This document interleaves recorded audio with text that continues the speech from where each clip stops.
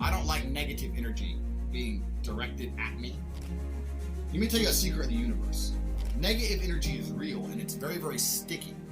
If you hang around someone who's negative and talks about negative things and believes negative things and they say negative things, all the other negative energy in the universe hears this person and says, this person is susceptible to our fuckery.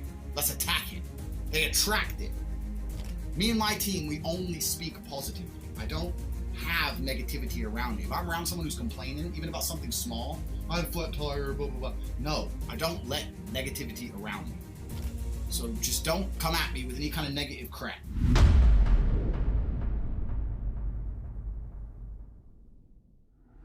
So you've kind of got to be an adaptable individual, but you have to look for the positive in the universe.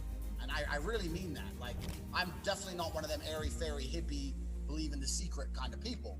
But I do know that if you wake up every day and look for the positives in the universe, you usually end up, feeling more positive and doing more positive things than waking up and looking for the negative. And everything we said about mainstream media, they're only trying to show you the negative. They're only trying to piss you off. They're only trying to drag you down. They're not trying to say anything that makes you happy.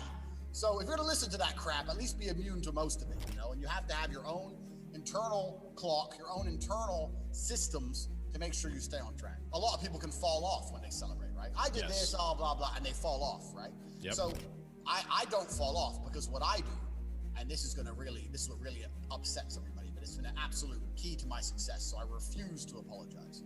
What I love to do is I love to fucking talk about it. Because if I talk about my success, it doesn't take much of my time.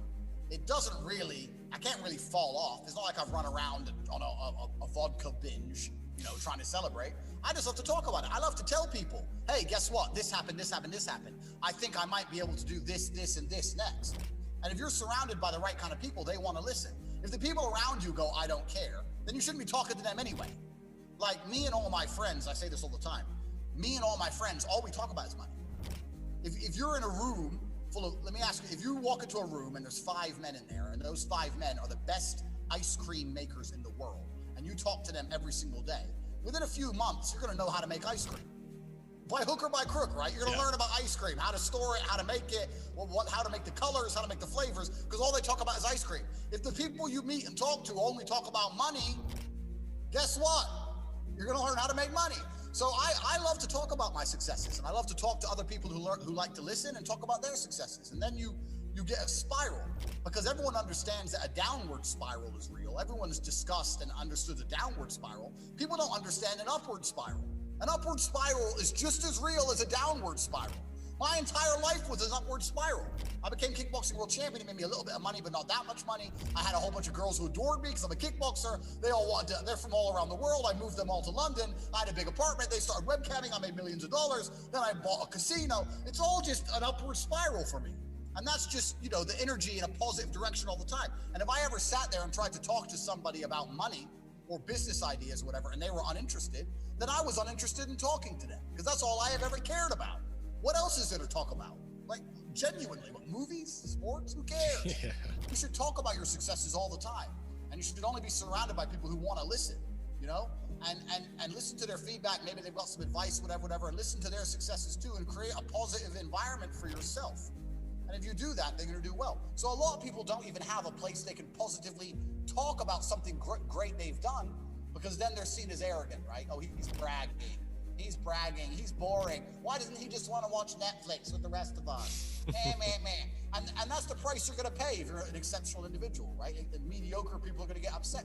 Well, a whole bunch of people hate me, my friend, but I'm driving my Ferrari on my way to pick up my Bugatti, and I don't care. So that's how the world works. And that's basically just my mindset in general. I think I got that from chess. I got that from fighting. It's a results-based world, right? You either show up and turn up and do what you're supposed to do, and you reap the benefits of that, or you fail. But certainly the way the world's going, especially if you're a man, and especially in the Western world, you need to find a tribe of people you could trust and people you interact with, and you need to take a hard think before you put anything out in public. I'm lucky because I don't want to swear, but I have FU money, right? So I can say all the crazy stuff I say.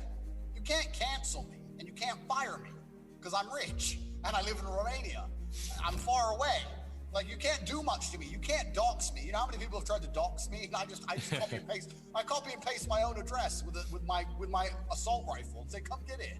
Like, I'm far away in a big gated compound in the middle of a mafia-controlled country, which are all my friends. No one's coming here to me.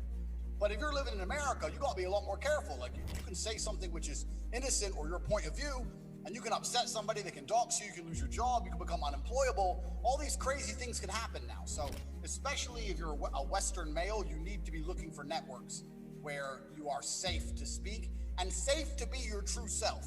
When you change the way a man talks, if you stop him from saying what he wants to say, eventually you're gonna start changing the way a man thinks. And then you're gonna change the way a man acts.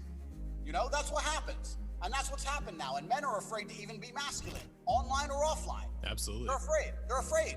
And because they know there's serious repercussion. If someone upsets you, tell them, you know, I don't like you. Like, that's how men work. It's how we're supposed to. But yeah. You know, the world's changed, so it's getting dangerous out there. But absolutely, the future of networking, especially for Western males, has got to be privatized. It has. Why are humans the most successful species on the planet? We can't run the fastest. We can't fight the best. We need clothes or we freeze outside. It's because of one thing. It's because of adaptability. We can adapt. That's what we have. So if you tie yourself to one location, you are seriously damaging your ability to adapt. Things happen. And look at Corona. You could have been stuck in California where you want to be in Florida, where it's open. You need adaptability. So for the same reason I say to people, look, don't buy a house, rent a house. Oh, but renting is wasting money. No, what wasting money is paying a whole bunch of interest on a mortgage for a house that when you finally need to sell it, it takes 3 years to sell. Time is money. You're wasting it. Just rent a house.